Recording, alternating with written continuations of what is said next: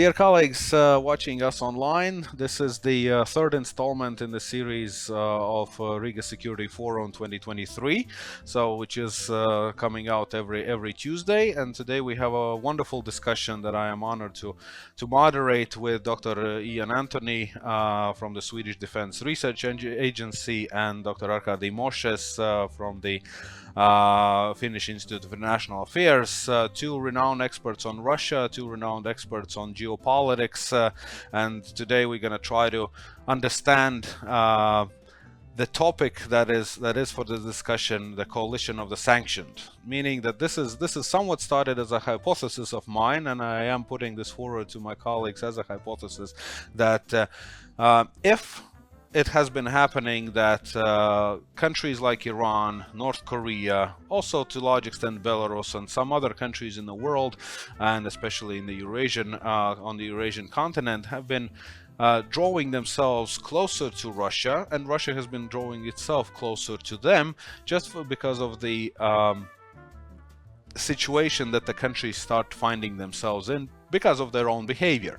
So basically we see the countries which have been sanctioned by the Western countries, by the European Union, by the United States, and they are increasingly becoming ousted and left without partners in the Western countries, without also partners who are pro-Western oriented, and they of course are starting to look evidently closer to each other.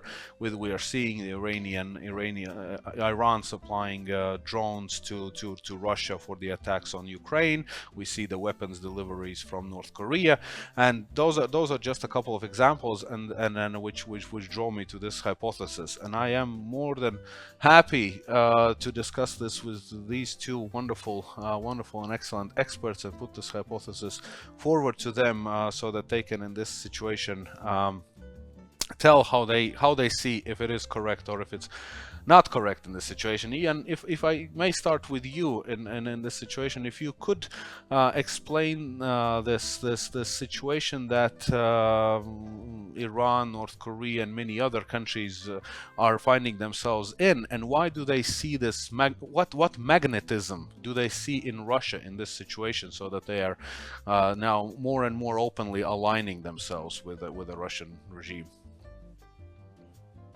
Yes, well, thank you for the question. Of course, looking at the countries that you mentioned, we didn't arrive at the current state in a vacuum. North Korea and Iran are countries that have been under sanctions for many years. And I think it's a reflection of the way in which the sanctions instrument has been used in the post-Cold War period, which creates the background to the current situation. So I think it's important to take account and differentiate, if you like, some of the sanctions issues around why countries are sanctioned and also who imposes the sanctions. The countries that you mentioned, Iran and DPRK, of course, the primary reason for sanctions within the United Nations, for example, was the concern about proliferation of weapons of mass destruction, particularly nuclear weapons. When DPRK, of course, crossed the threshold and developed a nuclear weapons arsenal. And there are still serious concerns about Iran's nuclear fuel cycle. So those sanctions imposed under UN auspices, of course, are only possible because Russia was part of the consensus that they were necessary. And I think from a Russian perspective, respect for sanctions agreed under the United Nations auspices would still be, at least at a declaratory level, something that they would want to be consistent with, and there's no obvious reason why Russia would support additional proliferation of weapons of mass destruction. So this is one set of issues. But then the expanded use of the sanctions instrument, particularly by Western countries, has led to the so-called autonomous sanctions outside the framework of the United Nations. And here, I guess Russia feels no requirement to comply with autonomous sanctions, and in fact would be one of the countries that probably objects to their use. So I think that's an important differentiation which has been there for a long time. Autonomous sanctions, of course, focus on other issues apart from non-proliferation. Particularly, they've been used in the context of egregious violations of human rights, attempts at conflict resolution, not only in the two countries you mentioned, but also in other parts of the world, and actually increasingly linked to other policy files, whether it's related to organized crime or anti-money laundering or corruption. The gradual expansion of the use of sanctions instrument is something which is not only looked at with a degree of concern by the countries who are subject to sanctions, but in fact also by other countries in the international system. The Western use of autonomous sanctions is controversial in many countries that are dissatisfied with the existing international system, and they see sanctions as one more piece of evidence and one more example of how the West tries to use coercive diplomacy to achieve its own objectives. So I think the countries that have a more traditional approach towards non-interference, respect for sovereignty than perhaps is normal now in the West, would actually have some sympathy with countries that are under sanctions. So with that long preamble, to talk a bit about the background, if we bring it to the present day, of course, for the countries that are subject to sanctions, if they see an opportunity in a pragmatic way to increase their capacity to evade sanctions, then they're going to take it. And Russia is in a position where it can be of direct assistance and also a beneficiary of cooperation with those countries.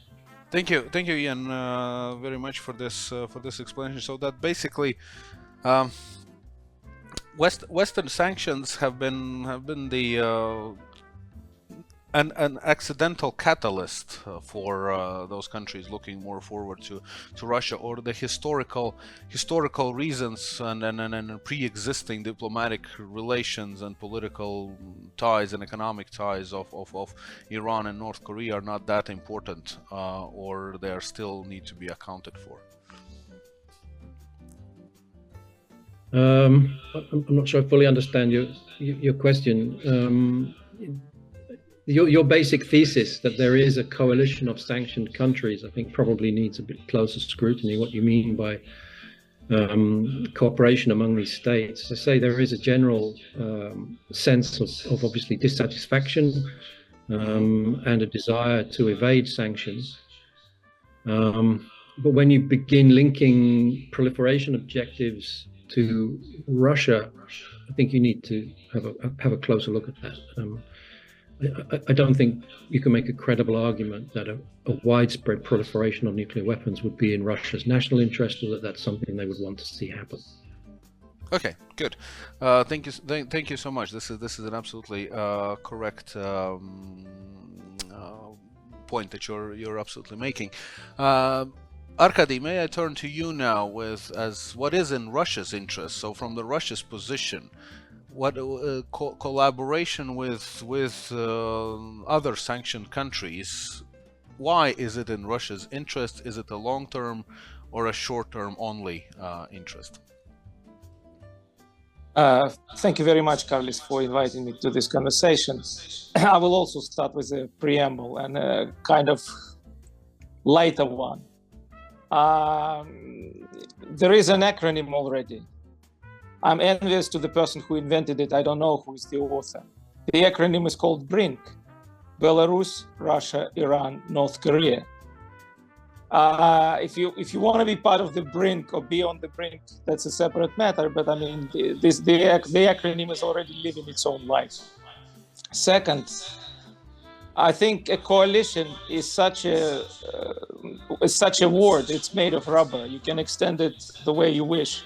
It's clearly, it's very easy to label a group of countries or a particular cooperation mechanism between certain countries as coalition, as opposed to a value-based alliance, or even as opposed to something like interest-based alliance, because the amount of interest that brings these countries together does not necessarily need to be overwhelming. And here it's pretty clear that all of these countries have certain interests. Ian indicated why these countries might be interested in Russia helping them to somehow continue developing their weapons of mass destruction. But Russia is seeking assistance, help on the issues which are of an immediate and not necessarily long-term pragmatic interest. I would even say linked directly to the war that's going on in Ukraine. We know that it wants help from Belarus, because this is how you can, because this assistance, diplomatic, military, technical, and so on, can be useful for Russia from the point of view of its goals in Ukraine. North Korea, same story. We actually know it's more or less one-dimensional issue, which is munitions coming from North Korea to Russia. Iran has been helping with drones. How Russia looks in that context is a separate matter, because if you are Russia, if you consider yourself to be still a kind of ambitious and almost a superpower, but in order to continue the warfare in Ukraine, you must rely on receiving drones from Iran. I don't know if it looks good. It rather looks weak, that it's becoming dependent, not critically dependent, but still dependent on the military technical assistance from countries like Iran and North Korea. I think there is a certain amount of pragmatic interests and transactional relationships that can be reached, that can be established, and that can be exploited. But whether it's a long-term thing, I would doubt that. So in this case, if thinking from, well, Russia obviously uses this as a short-term, thank you for explaining this, but again, going back to the, Arkady, what would be your understanding? Do you see that there is a possibility that this short-term collaboration from the side of, again, let's use the BRINC abbreviation in this situation, that this short-term help will give those other sanctioned countries a long-term legitimization of their role and position? It actually increases their power international system, or is this? Do you believe that this is how they would see this, their own actions, or what is? Or what is their motivation? It increases their influence in the international relations and their clout, but not critically. I mean, to some extent, yes, but these are minor things. It would be different if you could extend this access to China. But you are absolutely right when you do not do that, because China is what could add power to this coalition. Otherwise, it will remain a mechanism of cooperation between the countries which are not particularly influential, because Belarus, North Korea, and Iran are not particularly influential. And Russia might be in the long run losing more than winning, pursuing this cooperation. That's what my take would be. So I mean, I would be with you that from the point of view of the short-term interests, this interaction can continue. From the point of view of the long-term interests, not necessarily. For instance, if you take the Middle East, Russia under Putin has invested a lot into building a system, I would even say, of relationship which practically everybody in this region, it's a policy which was very successful, because countries as diverse as Saudi Arabia, Iran, Israel, several others, were thinking that their own positions in the Middle East would be stronger if they have good relations with Russia. But now that Russia is taking the side of Iran and the Arabs, the whole system that it was building so carefully will be unraveling. There's no way to save it. So it's not becoming the Soviet Union. Soviet Union could afford broken relationships with the Khan. It could afford choosing partners and rejecting the others. Russia cannot afford that, and but it's nevertheless happening, because once you've said A, you're gonna say B. Yeah, Ian, if I might go back a little bit still to pick your brain on the. We're now talking about the three countries that have been mentioned. do you see there are other countries in the world in somewhat similar, or not necessarily maybe sanctioned position, Western sanctioned position, who would be drawn to supporting Russia because of their geopolitical positioning? Why I'm asking all these questions, because I'm trying to understand what usually our international relations students are looking forward, what the journalists are looking for, to understand what is the fantasy world of Russia after the war in Ukraine is going to end. So or even without that, it's what role Russia would like to see itself in, and does it have any supporters? How many of those supporters are there? And if the actual coalition, something that's, well, my other hypothesis would be that Russia, of course, wants to be an alternative power center to the West. But we currently see that it's not happening. The question is that if you're a power center, you have to have a family of friends supporting you. So I'm trying to understand, with your help, how deep this friendship can be. Who are actual countries who are willing to side with Russia and stay there no matter what? So therefore, also this whole thing started with the whether these immediately sanctioned countries, which have revealed themselves as helping Russia to wage war against Ukraine, is just the beginning, or there is something more ahead of us. Ian, did I now manage to explain? Well, you've opened a much larger basket of issues, I think, than the focus on sanctions. As I said before, I think in terms of sanctions, the Russian argument would probably be that those sanctions they helped craft in the United Nations, they still respect. One can have a view on whether that's entirely true, but they would argue that. And that they're under absolutely no obligation to respect autonomous sanctions imposed by the West, which they had nothing to do with creating. And if they stray into areas, for example, of human rights, or Russia probably doesn't even accept the background logic. So this sanctions question, I think, is one set of issues. Then this much broader issue of trying to create pragmatic or more than pragmatic cooperation arrangements is something which we're definitely seeing, which partly comes out of dissatisfaction with existing institutions, which a lot of countries, not just Russia and the sanctions countries, feel don't meet their interests. And we see a proliferation now of these new discussion forums in different regions and in different configurations.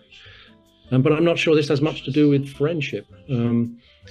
There are areas where you can't make progress without engagement with Russia, and that's simply the reality of it. So in those kind of situations, I mean, Russia is a stakeholder in the Caucasus, obviously, in Central Asia. Russia has an important stake now in the ongoing discussion about what's happening in the Middle East. So drawing Russia into those conversations is a matter of necessity. I don't think it has much to do with friendship. Arkady, what would be your explanation of how Putin sees this world, or what's his fantasy about Russia? I cannot get into Putin's head, obviously.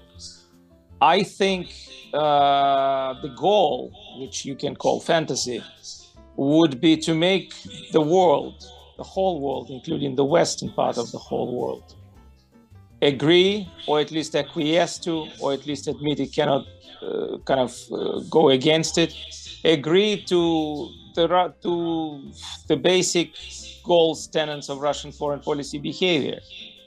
So the West has to say, fine, you're taking bits and pieces of territories of the other countries. We don't like it, but we cannot do anything against it, or about it, rather. I think that's the fantasy world, but it's not necessarily 100% fantasy. Because what we are seeing now, we are seeing resurfacing or return of the conversations, at least, about possible approaches towards Russia that we have heard before, that we have heard in 2014 when Crimea was annexed. That, okay, if you cannot do anything, maybe you should stop at a certain point. So if Russia offers negotiations, as it actually implicitly does, the starting point of which would be the recognition of what Moscow calls territorial realities, or the realities on the ground, maybe it's worth getting involved into these conversations. So that's exactly what Moscow wants, but that's not the fantasy world. It's a goal in this world. And I guess Kremlin thinks that this is not a hopeless undertaking. Can the coalition of the which we are discussing help Moscow in getting closer to that goal? As I said, not critically, but to an extent, yes. But of course, it's very interesting, because if you look at, for instance, a series of votes in the General Assembly of the United Nations on the issues related to Ukraine, Ukrainian territorial integrity, and Russian-Ukrainian war, you will see that Belarus and North Korea practically always vote with Russia, but even Iran doesn't. It often abstains. And this is a very minor thing as compared to the things that would need to be done potentially. But they're helping a bit, but this is not the help that is of strategic importance. Thank you. Colleagues, just I have a third hypothesis then in this regard, if I may kindly ask you to try to test with me, which is absolutely related with the first and the second one, the capacities. Because one thing we discussed, if there is something like the coalition brewing, second we discussed the fantasies, what are the wishes, the third are the capacities of Russia to create an alternative world or alternative power pole in the world afterwards. Because again, somewhat jokingly saying that Russia is not a global superpower, it's a global hooligan. It can actually cause discord and distractions and problems and violence in different places in the world, but it cannot substitute politically, economically, geopolitically West or China in many places in the world. So that would be my hypothesis is how. And so the question goes to both of you, and Ian first, how capable you see Russia is in building something that actually is closer to being again recognized as a superpower rather than a somewhat self-marginalized country that it currently starts appearing to be. You don't have to agree with me also on the term self-marginalized, so... No, I think Russia has useful instruments, but the utility of those instruments is degrading, and it will continue to degrade over the medium term. So, for example, the capacity to provide energy at reduced cost is a useful instrument in creating these relationships. But over time, energy transition will reduce the importance of this kind of instrument. I think I would associate myself with what Arkady said earlier about the importance of China in this conversation that we're having. You have now in the academic literature an emerging discussion around what's being called geoeconomics, the use of economic instruments for political purposes. And that's definitely a tendency that we're seeing in Europe, and closer cooperation in transatlantic context, and also bringing in other countries in the world from East Asia, for example. But I think that has more to do with future relations with China. And Russia is going to have to adapt itself to an international system which is designed around a sort of creeping bipolarity with China as one of the key poles. And so what Russia does will be more to align itself with a system that it doesn't control. We're not in the situation we were in the 1960s and 1970s. Good, thank you. And Arkady, what would be your comment on this? Well, Russia is obviously not a superpower, but we no longer live in the world full of superpowers. Who is a superpower? The foreign policy these days is maybe more about the negative control, preventing the others from achieving their goals, and not about positive control, namely achieving your own goals.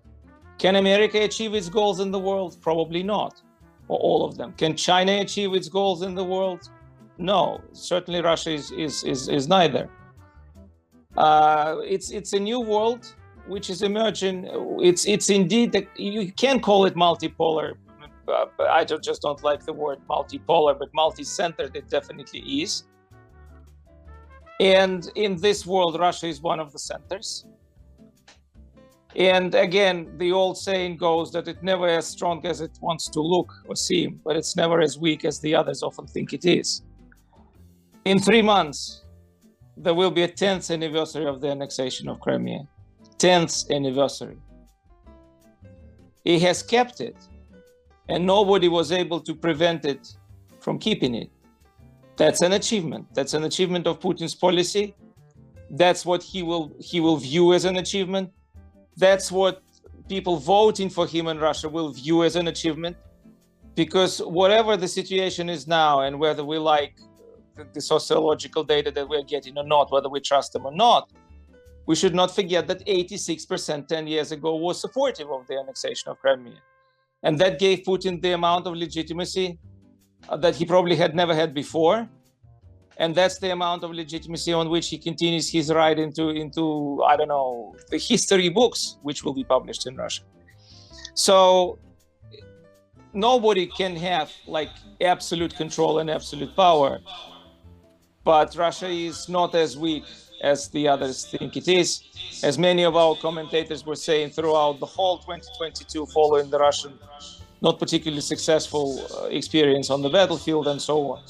So we should maybe a little bit change the focus of our analysis and to specifically see at what Putin might treat as an achievement. Russia is not necessarily efficient in what it is doing, but it is certainly more effective than the others would give it credit to. Thank you, Arkady. It's a gloomy perspective. Ian, would you agree that we are just Russia is experiencing a setback at the moment, but it's going to be coming back on the world stage in a few years, and it's going to be accepted again back on the world stage as well? Nothing would have happened, or with a reference that Ukraine has been attacked previously, and then Ukraine still has survived as a country, and well, Russia needs to be spoken to again. So will it be considered? I am making this way too complicated, and I'm willing to ask the question. But the general point is that will Russia be one day accepted back in the international community as it used to be? Well, one day is leaving open a very extended time horizon. I intentionally leave it open. In the current circumstances and in the immediate future, this is impossible. What's happened, at least in Europe, is a fundamental break, and there's no way back to where we were, even as Arkady was saying 10 years ago. And the evolving situation will make it even more unlikely that this reintegration takes place.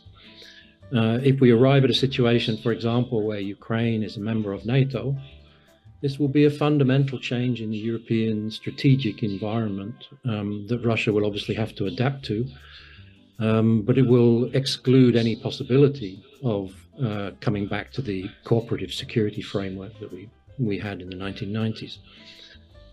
So one day perhaps, but this day is very, very far off, and we're going to go through some very difficult times before we reach that day.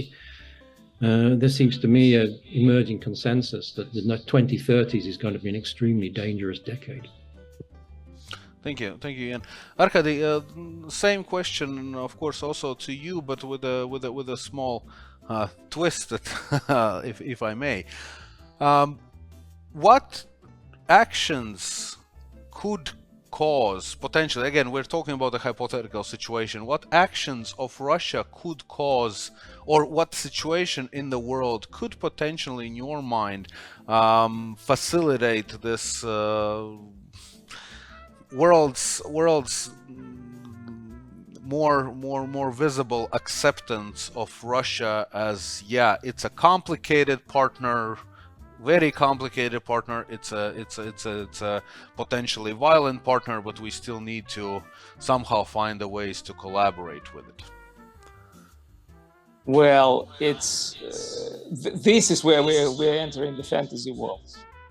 I mean, first of all, you would need to see the regime change in Russia.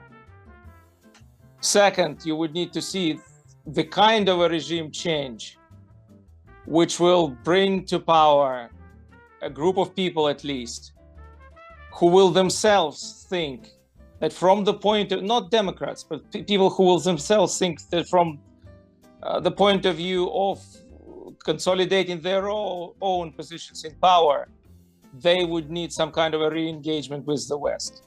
This is not guaranteed, so just a regime change will not suffice. Then, which is even more complicated, these people will have to prove that this is something they really mean and not just want to say. And they can still, these people can still break their neck because the country will not necessarily accept it, as happened with Gorbachev. So Gorbachev was very well intentioned, but when he actually started doing things like withdrawal of Russian troops from Europe, like really cooperating with the West on arms control agenda, he very quickly lost the trust of quite a big part of the Soviet population. The difference was, of course, that when the Gorbachev was in power and when in 91, when the Soviet Union collapsed, the West was very welcoming towards the Russians because there was still the thinking that, Russians had been hostages and victims of the communist regime, but in principle, they're good people, they're Europeans, they can be reintegrated into the system of international relations which existed back then. Now it's not going to happen. And I fully agree with Ian in the sense that economic appeal of Russia has been lost. Nobody will take a risk of making again the energy dependence of European countries on Russian energy as it existed before. Many companies which were lobbying unproblematic political relationship with Russia in the previous decades because they were fascinated about the emerging markets or whatever, are no longer doing it. If you look at the Finnish company Fortum, which was so active in Russia in terms of investment, now that it lost $8 billion, which were basically confiscated from it in Russia, I don't think it will want to repeat this experience for generations. So economically, the future is not particularly bright. And in terms of even people-to-people attitudes, it will be completely different. So the regime change, sustainable, it will need to be sustained. People will have to come with different views, including worldviews. People will then have to prove that this is something that they really mean. And I guess it's very difficult. I could probably add some more conditions, but that's problematic. I don't think Russia will be viewed as a partner, but it might be viewed as a country that you need to somehow interact and make sure that things will not turn worse. Now we're not there. When we will be there, I don't know. But still, I think that for as long as Mr. Putin is in power, and he can easily be in power for the next 12 years, and then change the constitution and be in power for another number of years, maybe, it's going to be very difficult. What is interesting in a way, in the context of this conversation, some of the states that we're talking about, particularly North Korea and Iran, have been treated and even called pariah states for 30 years by now. I'm not yet ready to say that Russia, by coming closer to these states, will kind of enter this category and will be brought by the others and put by the others into this category. But some mitigated effect of that sort may start. So the point is that not just the regime change, but the sooner the regime change happens, the more likely it will be that Russia will be again interacted with. The longer it will not happen, the more difficult, the longer the others will have to wait, the more difficult it will be to even argue the need to re-engage with Russia. Thank you, Arkady. We are running out of time that is given to us, and I think I need to start wrapping this this futuristic and very courageous discussion that you both agreed to engage with, not fully knowing what you're going and getting into, but this was, I think, a thought-provoking and a wonderful, and I found myself a lot of answers, a lot of explanations to the to the questions that have been in my mind, and I hope that our people who are going to be watching us and listening us also found this discussion a very enlightening one, in spite of the fact that this is a very complex and should be and must be and could be continued much more. At the end, I had 3 hypotheses, of which you disproved at least 2.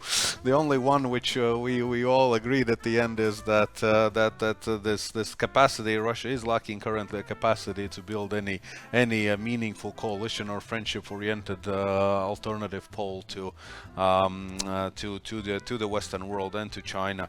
And I am very thankful to both of you, Dr. Jan Antony and Dr. Arkady Moshes, for participating in this exchange and in this debate that we just had. Next one is going to be again out in week's time, next Tuesday, so stay tuned.